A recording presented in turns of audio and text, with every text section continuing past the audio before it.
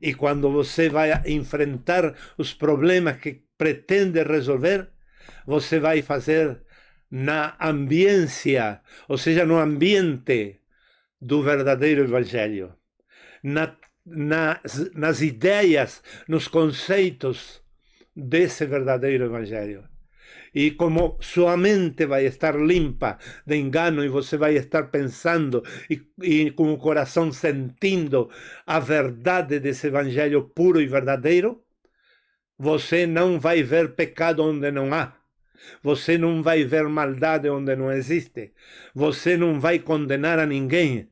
Você não vai ver diabo em tudo que é problema.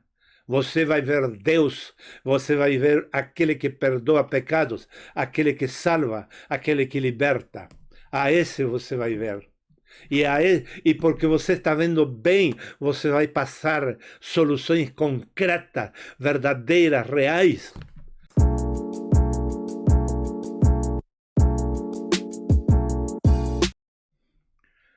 Que bom que você veio para esta aula, uma das mais importantes da Bíblia e também dentro do que é o plano eterno de Deus.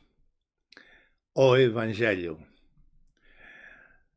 Se uma grande porcentagem de cristãos de hoje em dia tivessem tido esta luz dentro da palavra de Deus, dentro da Bíblia, o que é o Evangelho, e tivessem se preocupado em observar até os mínimos detalhes dele nas Sagradas Escrituras, não teríamos uma igreja problematizada como a de hoje.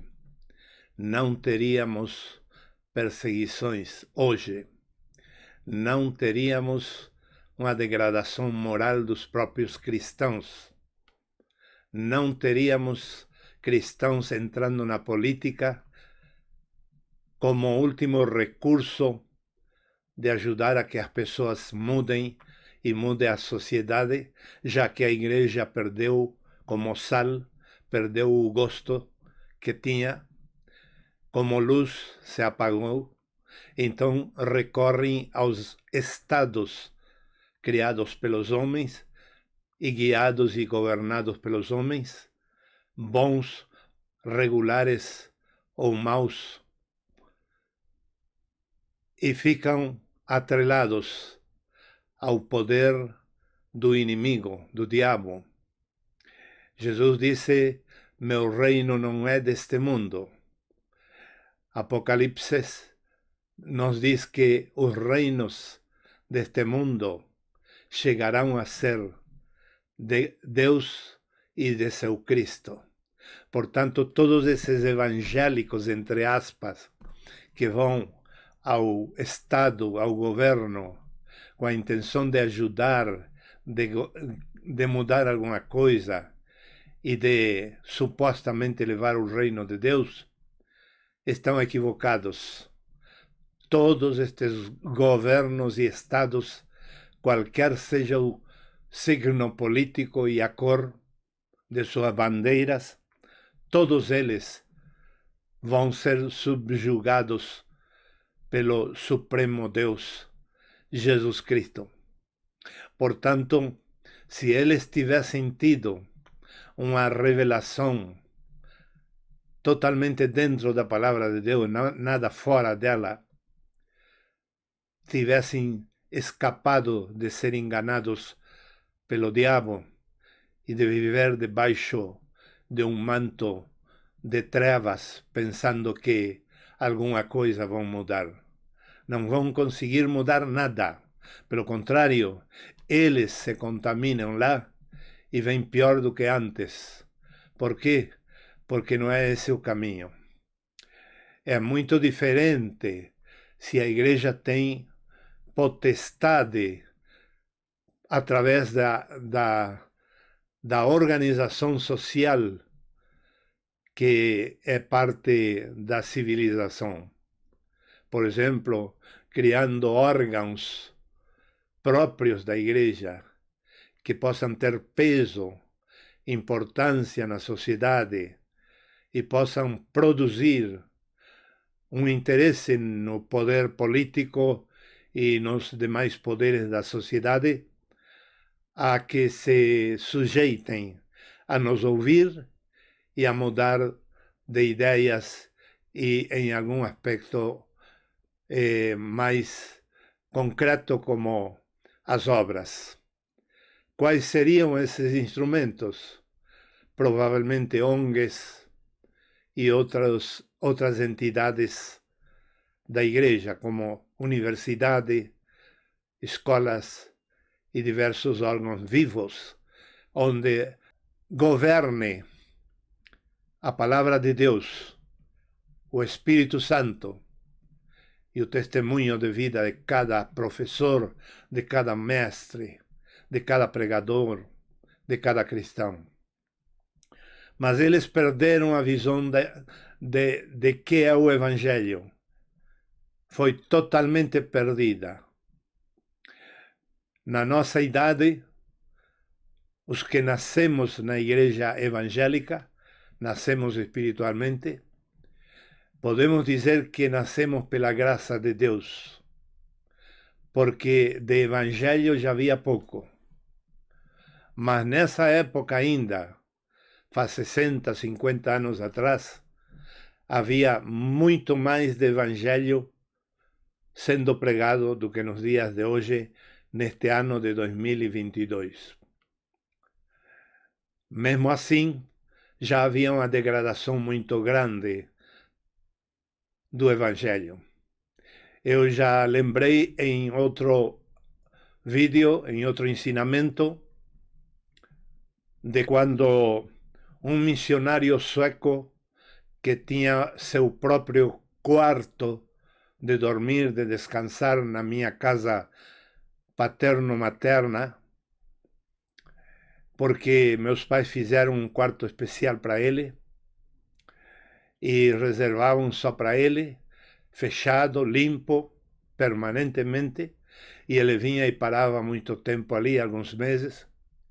E eu já contei que, em determinada ocasião, minha mãe foi limpar aquele quarto e se encontrou com revistas da Suécia, da onde vinha aquela igreja, onde nós, meus pais e eu, meus irmãos também, temos nascido em Cristo. E ali ela viu umas fotos da mesma igreja na Suécia e questionou a questão de roupa e cabelo para aquele missionário, dizendo como que o Senhor impõe isto aqui e lá na sua igreja original, na Suécia, é permitido. E esse missionário respondeu: porque vocês, os latinos, se nós damos a mão, vocês pegam o cotovelo. Uma expressão traduzida do espanhol. Não sei se existe no espanhol, no português, mas dá para entender. Que quer dizer que quando eles dão a mão para os latinos, que somos da América Latina, principalmente, nós abusamos.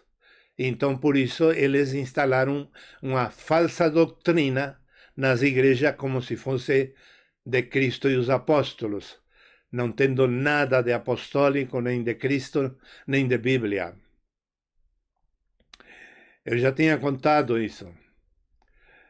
Tudo isso tem acontecido e muito mais até os dias de hoje. Muita opressão sobre o pobre, sobre a mulher, muita desconfiança dos meninos, das meninas, dos adolescentes, dos jovens, uma suspeita má, perversa, condenatória da nossa juventude, como que se todo jovem é corrompido, é perverso, é enganoso e vive em fornicação e praticando outros exageros e males sexuais. Muitos outros problemas foram instalados em nossas igrejas por não conhecerem o que é o verdadeiro evangelho. E não conheceram porque não quiseram. porque se conformaram com o que os homens trouxeram do exterior, da Suécia, da Alemanha, da Itália e principalmente dos Estados Unidos. Mencionei principalmente aqueles países da onde a América Latina foi semeada de um evangelho que não era evangelho totalmente. Em parte de suas pregações produziram novo nascimento nas pessoas, porque Deus não precisa de muito. Precisa apenas que alguém dê um testemunho e diga: eu criei em Cristo Jesus. Ele mudou minha vida, perdoou meus pecados e hoje sou salvo. Com a gente dar um mínimo testemunho, já é uma palavra de Deus que vai produzir fé noutros e vão nascer de novo. Mas enquanto a doutrina, tudo que foi ensinado, ou quase tudo, em América Latina, foi aquilo que os Estados Unidos chamam evangelicalismo. Se vocês procuram no Google evangelicalismo, vão descobrir que evangelicalismo não é o evangelho de Jesus Cristo. É um evangelho performatado pelos Estados Unidos, o poder yankee, incluído Inglaterra, para subjugar os povos, principalmente os pobres, os trabalhadores, e para fazer escravo das pessoas através de sua filosofia, através do evangelicalismo. E foi isso que nos trouxeram. E nossos púlpitos, por décadas e décadas, estiveram sendo usados para doutrinar o evangelicalismo e não o evangelho de Jesus Cristo.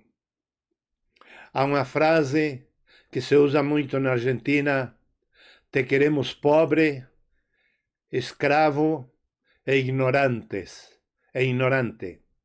Não sei a ordem se está correta, não lembro.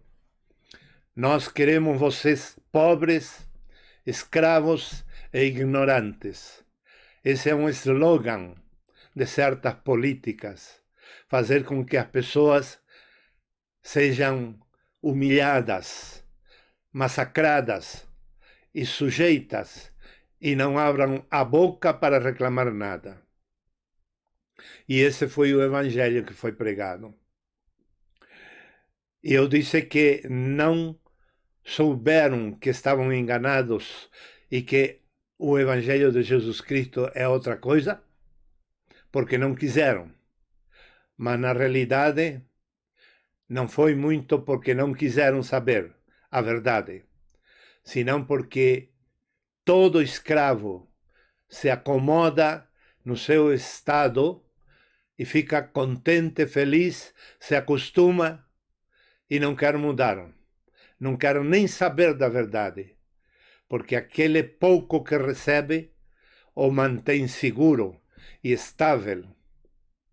E toda vez que em um país se regrede de uma política e de um Estado mais democrático e mais pelo povo, se regrede justamente para que a sociedade tenha tudo, porém mínimo, aquilo que não é justo, e acostumá-la a viver com esse mínimo e se administrar com esse mínimo, e no resto que se virem.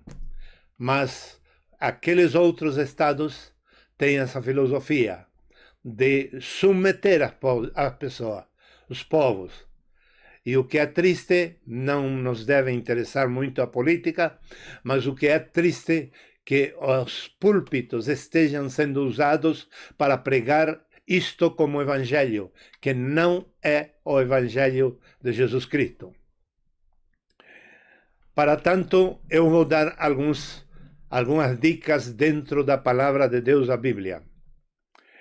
E essas dicas são mínimas, porque tem muitos mais versículos. Em alguns casos eu vou ler, E na maioria dos casos que eu vou citar, não vou ler, mas vai ficar aí gravado para que você pesquise e descubra que é o verdadeiro Evangelho de Jesus Cristo. Vou começar por aqui, mostrando minha Bíblia. Estão vendo a Bíblia?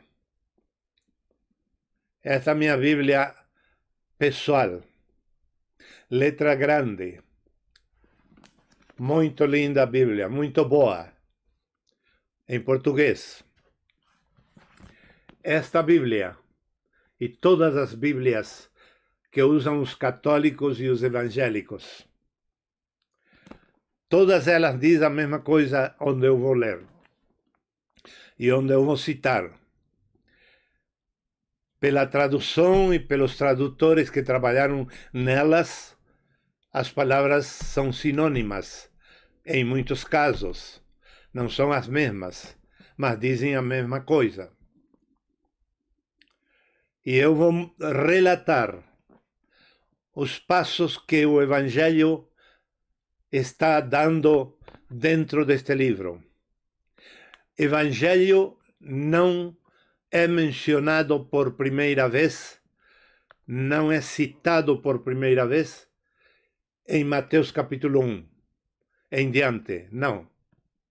Ou seja, no Novo Testamento. O Antigo Testamento menciona o Evangelho profusamente. Ou seja, toda a Bíblia fala do Evangelho de Jesus Cristo. E você vai se surpreender hoje, na minha narrativa dentro da Palavra de Deus, como de fato isso é verdadeiro. Mas antes de entrar a essa explanação, eu quero dizer como vai funcionar que você aprenda esta verdade na aplicação dela nos problemas e conflitos que você tem pessoalmente com você mesmo, ou no seu casal, na sua família, ou você, pai de família, mentor, ou pastor, ou padre, precisa ajudar a seus mentorados, os membros das igrejas, os alunos, tem pessoas a cargo e você precisa ajudá-las, não dando um estudo sobre o Evangelho, não. Esta é uma ferramenta que eu estou te passando agora, a cada um de vocês. Estou passando esta ferramenta para que na hora em que vão lidar com os problemas e as dificuldades e os conflitos, principalmente aquelas situações muito problemáticas, muito difíceis, que até tem uma conotação espiritual e que você vê que a mera psicologia não será suficiente para resolver aquilo. A tradição não é suficiente. Os conselhos dos idosos não são suficientes. As experiências das pessoas que penteiam cabelo branco não são suficientes. Enfim, quando você percebe que o problema vai muito além do comum e que tem um lado espiritual, um lado terrorífico, um lado maldoso, um lado perigoso, um lado de morte, um lado de provável envolvimento com demônios, com feitiçaria, com bruxaria, com efeitos da energia psíquica de mortos, ou também de vivos. Quando você pensa em tudo isso, você vai precisar deste conhecimento do Evangelho, que é o Evangelho de Jesus Cristo. Porque um mínimo de erro na concepção, na sua concepção mental e espiritual do Evangelho, pode destruir totalmente sua estratagema ou estratégia melhor de solucionar o problema. Pode inabilitar completamente você. É inibir a solução que você está querendo aplicar, com um pouquinho de erro, porque o evangelho que não é o evangelho de Jesus Cristo, ele está contaminado. Ele também tem ódio, ele também tem sede de morte, de sangue para a morte. Ele também tem sede de vingança. Por mais que fale em Jesus Cristo e em Deus e perdão dos pecados. Todo evangelho falso, ele tem a arma de morte escondida. Eu não quero saber desses evangelhos. Desde que eu descobri isso, eu quero o puro evangelho de Jesus Cristo que está em toda a Bíblia. E o meu ensino hoje é para que você esteja esperto, preparado, capacitado, conhecendo e tendo a revelação espiritual e celestial de que é o evangelho de Jesus Cristo. E não se deixe enganar nunca mais. Até porque o falso evangelho está se manifestando como sendo o verdadeiro na política. E isso nos afeta a todos. Todos estamos sendo afetados por um falso evangelho que se diz ser verdadeiro ao estar na política e não é. Mas também ele está nas universidades, nas escolas, nas famílias, nos púlpitos das igrejas, em todos lados, nas doutrinas das igrejas católicas e evangélicas. Por todos lados, está na fama e na popularidade de certos padres e de certos pastores e evangelistas, alguns deles que têm uma lábia venenosa e outros que têm uma oratória elegante, outros ainda têm uma oratória convincente, poderosa, intelectualmente bem preparada. Outros têm uma elocução teológica e de textos da Bíblia de cor para convencer as pessoas. Mas debaixo da capa de santidade deles está a arma para matar, para destruir e para roubar sua paz e também sua salvação. Por isso é importante que você, nesta aula, preste muita atenção e aprenda que é o verdadeiro evangelho, para que você mesmo possa se arrepender dos falsos e pedir a Deus perdão e que confirme sua salvação, mesmo que tenha tido a experiência de salvação por meio de um evangelho equivocado. Mas você, depois de pedir perdão, você vai tomar posse da salvação que você já crê que tem e vai assumir essa salvação em fé e vai se posicionar de aqui em diante como um verdadeiro salvo. Vai desfrutar dessa salvação, vai ser feliz por ela e vai ter um evangelho na sua boca, na sua mente e no seu coração, que vai encher você de alegria, de felicidade e também de poder e autoridade quando vai falar dele para as pessoas. E quando você vai enfrentar os problemas que pretende resolver, você vai fazer na ambiência, ou seja, no ambiente do verdadeiro evangelho, nas ideias, nos conceitos desse verdadeiro evangelho. E como sua mente vai estar limpa de engano e você vai estar pensando e com o coração sentindo a verdade desse evangelho puro e verdadeiro, você não vai ver pecado onde não há. Você não vai ver maldade onde não existe. Você não vai condenar a ninguém. Você não vai ver diabo em tudo que é problema. Você vai ver Deus, você vai ver aquele que perdoa pecados, aquele que salva, aquele que liberta.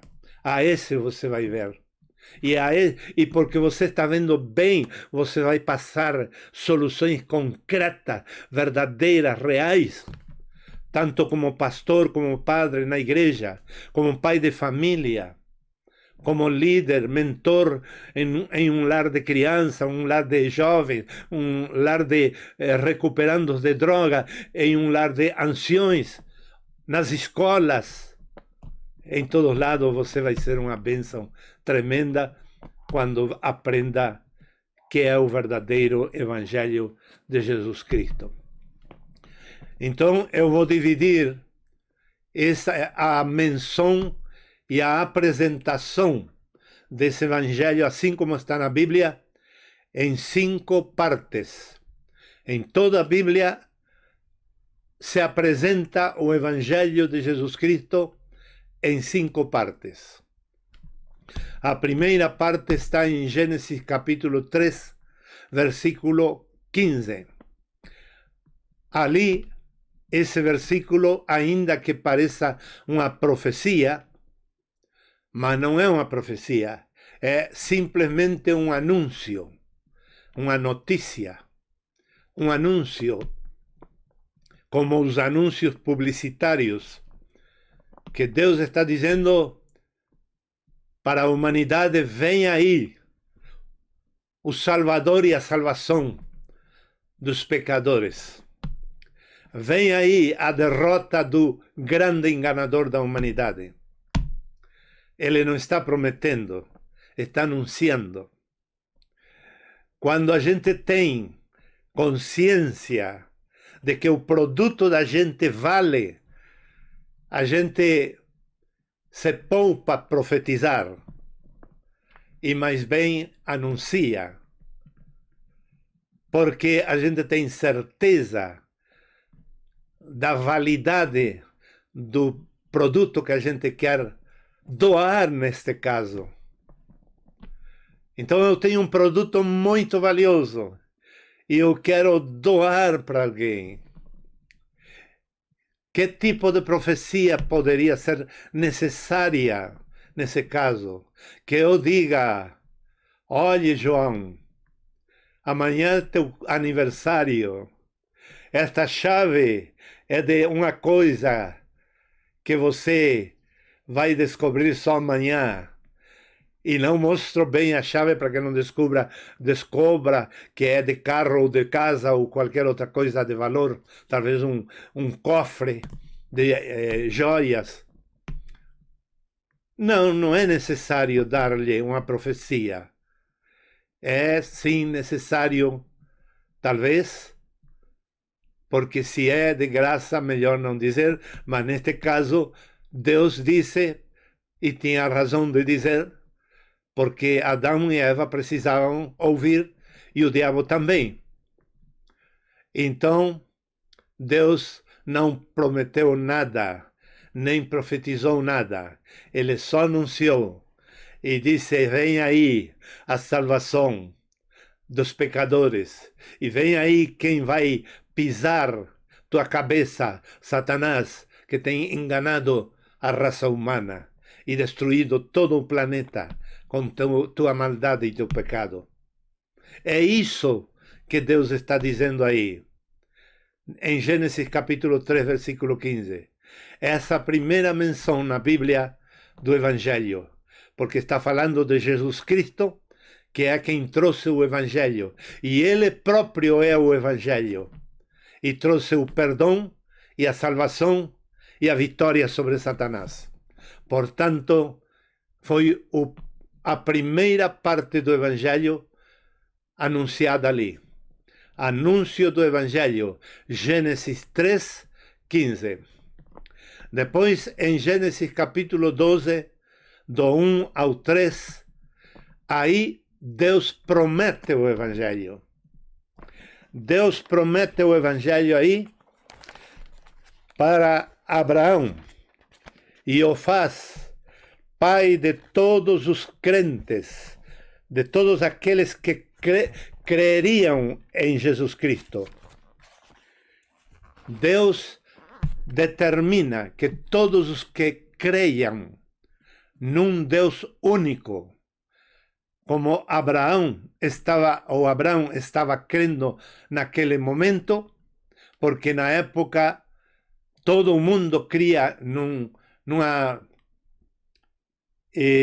no politeísmo, ou seja, a filosofia que eles mantinham, as raças, as gerações, as culturas diversas, os povos, as línguas diferentes, todos eram politeístas. E surgiu Abraão crendo, dizendo, não pode ser. Não pode ser que para sairmos desta desgraça do pecado de nossos pais, tenhamos que andar procurando a ver que Deus é mais poderoso para nos tirar dessa desgraça. E até agora nenhum deles nos tirou. E foi ali que Abraão agradou a Deus a ter uma fé no Deus único. E a partir dali Deus diz que todos os que têm a mesma fé de Abraão são filhos de Abraão, sejam judeus, sejam gentis, que são pagãos. Qualquer pessoa que tenha essa fé é filho de Abraão, porque segue a mesma fé de Abraão.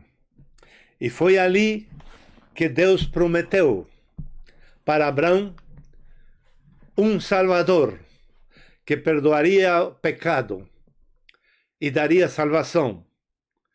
E daria, acima de tudo, no caso ali, se usa a palavra bênção. Daria bênção. Para quem? Para todas as famílias da terra. Veja só, havia toda classe de deuses, mas havia um só que podia abençoar a toda classe de família daquela época em que havia muitos deuses. E havia muitos deuses porque todos os adoradores dos deuses eram pecadores, que buscavam a Deus, buscavam o perdão, buscavam solução de seus problemas e salvação eterna. Então, o público consumidor daquela época era pecador. E eles constituíram por sua conta famílias ao seu gosto, do jeito de cada um. Cada homem, cada mulher, cada casal constituía uma família do jeito que ele mais gostasse. E vem Deus e diz para Abraão, por meio de ti eu vou abençoar todas essas famílias, essas que estão aí, que você está vendo, que você conhece, todas elas serão abençoadas. E anuncia, por meio dessa promessa, que alguém estaria sendo a bênção definitiva para todos os pecadores e toda a família. Porque a fé de Abraão não salva ninguém, mas aquele em quem ele colocou a fé, esse é que salva. Portanto, Abraão é muito importante para judeus e pagãos, mas também para os islâmicos. É muito importante Abraão. É muito importante a fé de Abraão. Mas mais importante nestes 3 versículos é o objeto no qual Abraão colocava a fé, que era Jesus Cristo. Como eu sei, eu vou ler Gálatas capítulo 3, para vocês comprovarem isto. Diz assim: e a Escritura, prevendo que Deus justificaria as nações pela fé, anunciou muito antes de Abraão: em ti serão abençoadas todas as nações. Portanto, os que são da fé são abençoados juntamente com o homem de fé, Abraão. E no versículo 19 lemos assim: então, para que a lei? Para que a lei? Ela foi acrescentada em vista das transgressões, até que viesse a descendência qual foi feita a promessa, foi promulgada pelos anjos e entregue por intermédio de um mediador. Fica claro que o que aconteceu em Gênesis capítulo 12, versículo 1 a 3, foi promessa do Salvador. Deus prometeu a Abraão um Salvador. E esse Salvador é quem salvaria a humanidade. A todas as famílias que crescem nele. Todas as famílias teriam a mesma bênção. Que bênção? A bênção, 3 pontos, que já vocês vão ver que é bíblico. De livramento. Segundo, perdão e salvação. Todas as famílias. Família de 2 mulheres como chefes. Família de 2 homens como chefes. Família de um homem com uma mulher como chefes. Família de uma só mulher e 30, 40, 50 homens e mulheres dependendo dessa única cabeça. Não importa o modelo de família que houvesse naquela época, está profetizado que viria o perdoador e libertador, e livrador no mal, e salvador eterno, Jesus Cristo, e cobriria com a bênção da salvação a todas essas famílias. Ou seja, a salvação estaria disponível como bênção para todas as famílias. O perdão estaria disponível para todos esses tipos de famílias. O livramento estaria disponível para todos os tipos de pecadores que integravam as famílias. Da onde saiu esse evangelho que diz que primeiro tem que deixar de pecar para poder receber a bênção de Abraão profetizada na Bíblia? Quando que a Bíblia está dizendo com meridiana clareza que ali prometendo, porque é uma promessa aí em Gênesis 12, prometendo a Abraão: aqueles que tenham tua fé, Abraão, no Cristo, que vai trazer livramento, perdão e salvação, eles terão a bênção. A bênção da mesma fé tua. Se eles tiverem a mesma fé no Salvador Jesus Cristo, eles são cobertos dos 3 tipos de bênção. Então, não há lugar para eu fazer segregação, separação, seleção de pessoas e dizer: este pode entrar para a salvação e este não, porque está em tal ou qual pecado. Eu não tenho por que chegar na casa de uma pessoa que tem um tipo de casal, para meu modo de entender, para meu gosto, para minha cultura, para a cultura cristã, também é diferente. Ou algo que não nos pareça que está errado, e pode estar errado, mas eu não tenho por que chegar condenando, porque o Evangelho aqui está dizendo que é livramento, perdão e salvação de Deus. Eu tenho que chegar para esse tipo de pecadores, se é que são pecados, e a Bíblia me aprova, e o Espírito Santo também. Então, eu tenho que chegar.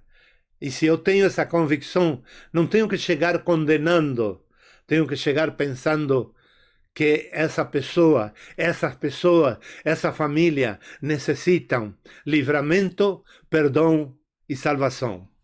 Tenho que chegar com amor, com empatia, com compaixão, como Jesus fazia andando na cruz. Então, Esta é a segunda parte do Evangelho descrito na Bíblia como promessa. A primeira parte é anúncio, a segunda parte é promessa, e a terceira parte recém é profecia. A profecia está em Gênesis 49, do 25, já vou dizer para você, do 25 ao 26. A profecia começa ali, em Gênesis 49, 25 a 22, desculpem, 22 a 26. E em todo o Antigo Testamento. É pura profecia do Evangelho. Principalmente nos Salmos, que eu não vou citar versículos porque são incontáveis os salmos que falam do Evangelho que viria. Como profecia, o livro mais profético do Evangelho é o livro de Salmos. Mas leia atentamente Gênesis 49, 22 a 26. E pesquise em todo o Antigo Testamento. Onde quer que fale do Messias, fala de perdão, fala de livramento e fala de salvação. Não fala de condenação, não fala de juízo. Isso como profecia. Em quarto lugar, quarta parte desse Evangelho em toda a Bíblia, é como cumprimento das profecias. O cumprimento das profecias começa, aí sim, começa em Mateus e vai até final de João. É puro cumprimento da profecia, o tempo todo. Quando Jesus cura, ele está cumprindo com a profecia. Quando Jesus liberta, ele está cumprindo com a profecia. Quando Jesus perdoa pecados, ele está cumprindo com a profecia. Quando ele salva temporalmente da fome, ele está cumprindo com a profecia. Quando ele salva eternamente, ele está cumprindo com a mesma profecia. Tudo quanto Jesus esteve fazendo na terra e fez com os discípulos durante 40 dias depois de ressuscitado, o ensino vivo da palavra de Deus, e tudo quanto é e contém o evento da ascensão, que ele vai para os céus e desaparece da vista humana, tudo, e tudo o que ele está fazendo nos céus, já ressurreto e glorificado, é o cumprimento das profecias do Antigo Testamento. Tudo é cumprimento da profecia. Portanto, tudo é Evangelho. Não em vão que no Apocalipse se menciona o Evangelho como eterno, porque ele é eterno em suas consequências, nas consequências infinitas. O Evangelho é eterno. Portanto, toda pessoa que ouve este verdadeiro e único Evangelho tem a chance de ter vida eterna. E os outros não. Podem ter prosperidade material, podem ter cura, podem ter multiplicação do pão, podem ter trabalho, podem casar bem, podem ter ajuda da sociedade, viver uma vida de paz, de harmonia, podem muita coisa, mas nunca terão vida eterna, porque não é o verdadeiro Evangelho. Apocalipse nos diz que o Evangelho é eterno porque em suas consequências, o que Jesus trouxe e anunciou Deus em Gênesis 3,15, e a partir daí, logo ele prometeu e depois mandou seus profetas profetizar o tempo todo, durante todo o tempo em que se escreveu e que pertence ao Antigo Testamento. Tudo isso foi cumprido em Jesus Cristo. E por isso que Ele também pode dar vida eterna. Então, a profecia ficou clara. E agora estamos vendo o cumprimento. Além de citar Mateus até o final de João, eu quero agora ler o texto bíblico do Novo Testamento que confirma esses 3 pontos que eu estou anunciando: livramento, perdão dos pecados e salvação. Esses três conceitos, essas três bênçãos, foram declaradas por um judeu, um sumo sacerdote da religião judaica, chamado Zacarias, pai de João o Batista.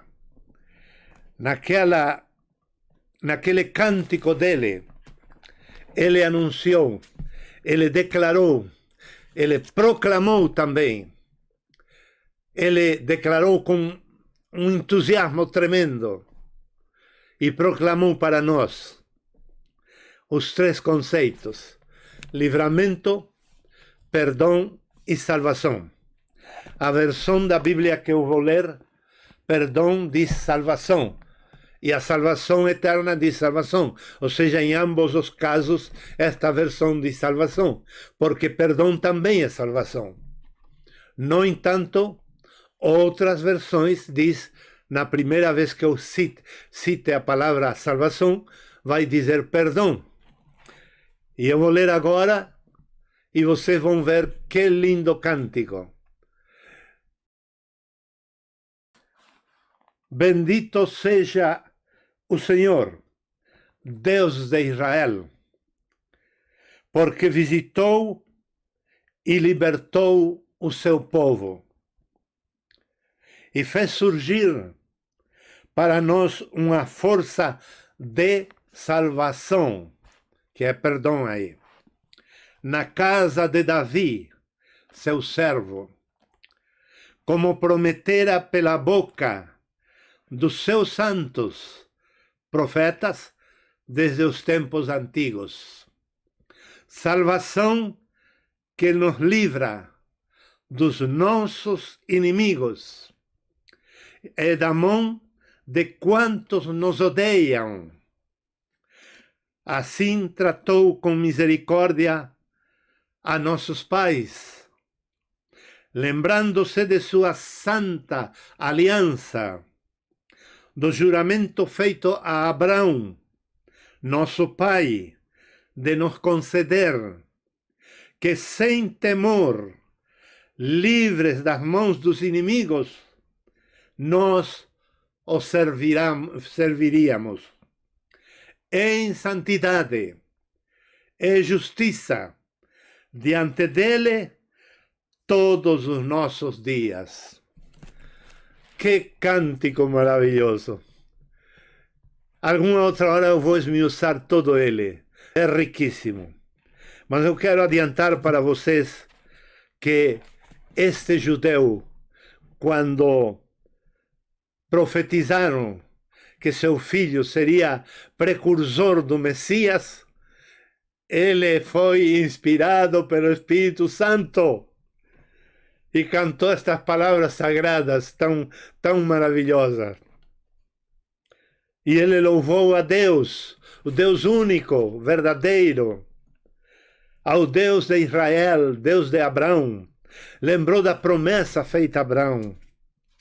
Lembrou dos profetas profetizando.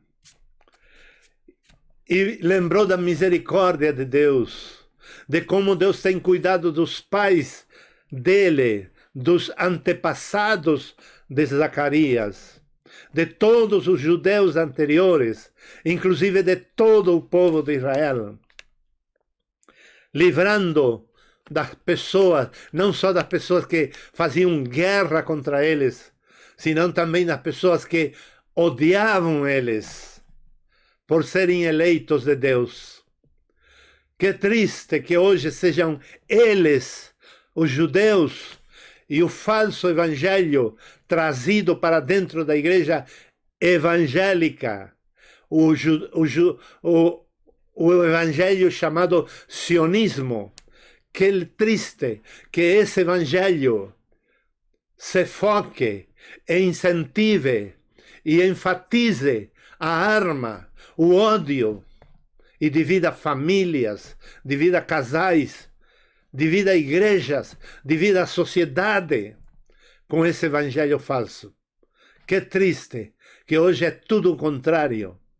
Por isso, e por muitas outras provas bíblicas, posso lhes adiantar, o Israel que vocês estão querendo honrar nos dias de hoje não é o Israel de Deus. Esse Israel que faz guerra no Meio Oriente não é o Israel de Deus. Não fiquem querendo Deus se comprometer com a violência, porque o evangelho é de paz, não de guerra. O evangelho é de paz e não de guerra.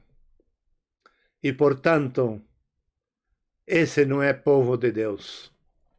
O povo de Deus, em outro momento, eu explico melhor. Sim que tem judeus que são filhos de Deus em todo o mundo, mas é outra história.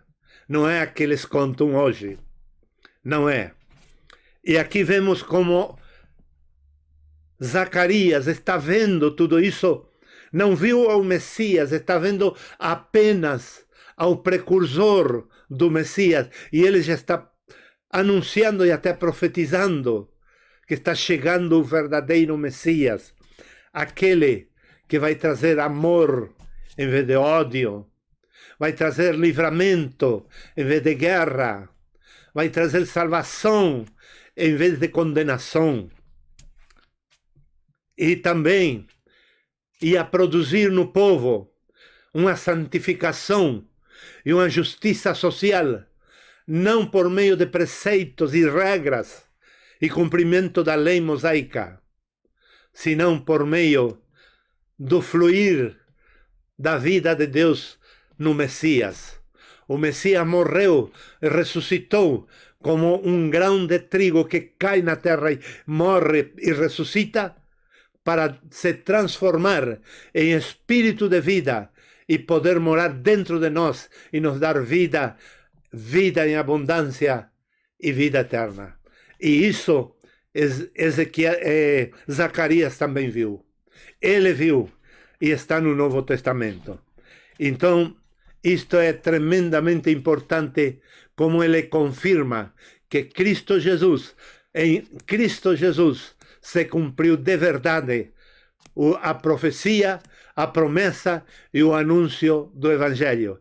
Em Jesus Cristo se cumpre completamente o Evangelho, porque o próprio Cristo é o Evangelho. Depois disso, temos também o último item, a última fase ou parte do Evangelho, que o Evangelho também é juízo. Mas aqui eu vou desanimar a muitos evangélicos, entre aspas, que estão dizendo, e não sai da boca deles, que denunciar o pecado é parte do Evangelho. Mentira. Jesus veio e tirou o pecado do meio. E estes vêm e dizem, não deixa que eu quero dizer que ele está em pecado. Que ele é pecador, que portanto não pode ser salvo por isso. Estão fazendo exatamente o contrário do que é o Evangelho. E vocês vão ver que clara que é a Bíblia nisto. João capítulo 12, versículo 47 ao 50. A ver, João capítulo 12, 47 a 50, tá certo. Vejam o que eu vou ler. Se alguém ouve as minhas palavras, está falando Jesus, o Salvador. Se alguém ouve as minhas palavras e não as observa, não sou eu, quem eu julgo. Porque não vim para julgar o mundo, mas para salvá-lo. Meu Deus! Pastor, volta lá e corrige, fala para a sua congregação que você estava enganado, que você nunca tinha lido este versículo. Seja humilde, e o Espírito Santo vai cair como em Pentecoste na sua congregação. Se você é humilde e sincero. Eu repito, palavras de Jesus. Se alguém ouve as minhas palavras e não as observa, não sou eu quem o julgo. Porque não vim para julgar o mundo, mas para salvá-lo. Quem me rejeita a mim e não acolhe as minhas palavras, tem quem o julgue. A palavra que eu falei, o julgará. Quando? Hoje? Não. No último dia. Viu que não chegou o dia ainda do juízo? O juízo a condenação? E o versículo 49 diz assim: porque eu não falei por mim mesmo, mas o Pai que me enviou ordenou-me o que dizer e falar. E sei que seu mandamento é vida eterna. Portanto, o que eu o falo de acordo com o que me disse o Pai. Tremenda esta palavra. Além de me ouvir, pega um caderninho aí, anota esse texto. Você tem o vídeo, naturalmente, mas anota num quadro bem grande. A cita, o versículo, e todos estes versículos em letras, escreva tudo, leia 10.000 vezes esses três versículos. A ver, 47, 48, 49, 50. 4 versículos. Leia esses 4 versículos continuamente. Você vai ver como o poder do Espírito Santo vai mudar sua mente. Mas este evangelho que eu estou ensinando agora é uma tremenda bênção, porque ele destrava tudo. Porque antes de você enfrentar um conflito, ou uma dificuldade, ou uma diferença, um problema de outros, o seu, ou com você, para resolver, você é transformado e deixa de ter uma estrutura carnal, maligna, legalista, condenadora, odiadora, para ter uma estrutura de amor, de perdão, de salvatagem, porque vai livrar aos outros com seus conselhos, suas ajudas.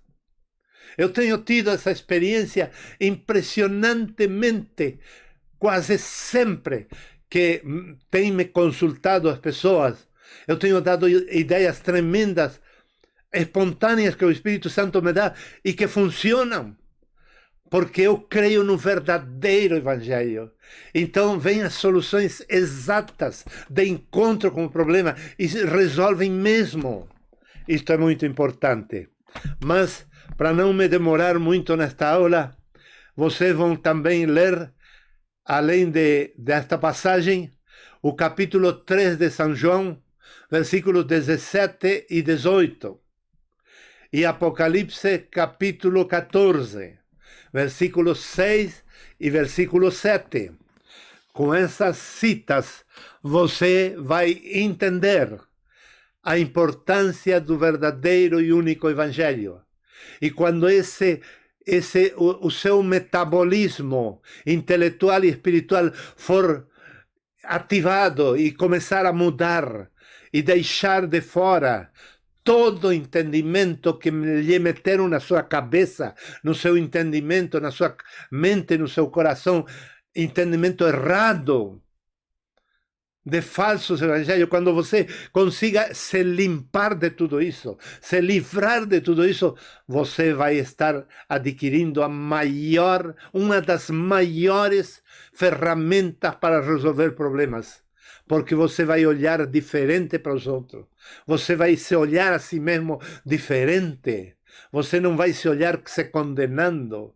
Você não vai se olhar se lamentando pelo seu passado. Todos temos um passado, e tem vezes que eu olho o meu passado e me quer dar tristeza. Eu digo, não, tristeza não. Não admito que venha morar em mim a tristeza pelo meu passado, mesmo naquilo que eu tinha culpa. Por exemplo, de fazer trabalhos e não cobrar, não receber. Eu fui frouxo no meu trabalho. Eu trabalhei e depois não soube ir atrás dos meus direitos, e a família sofreu. E hoje, quando quero me entristecer por isso, eu digo, não, eu não vou ficar triste por isso, porque eu já fui perdoado em Jesus Cristo, isso não existe mais. E Deus cuidou deles que até o dia de hoje vivem, os que vivem da minha família, têm o seu pão de cada dia, têm seu trabalho, têm tudo. Então, por que eu vou olhar para trás e chorar esse passado? Esta lição é poderosíssima, poderosíssima.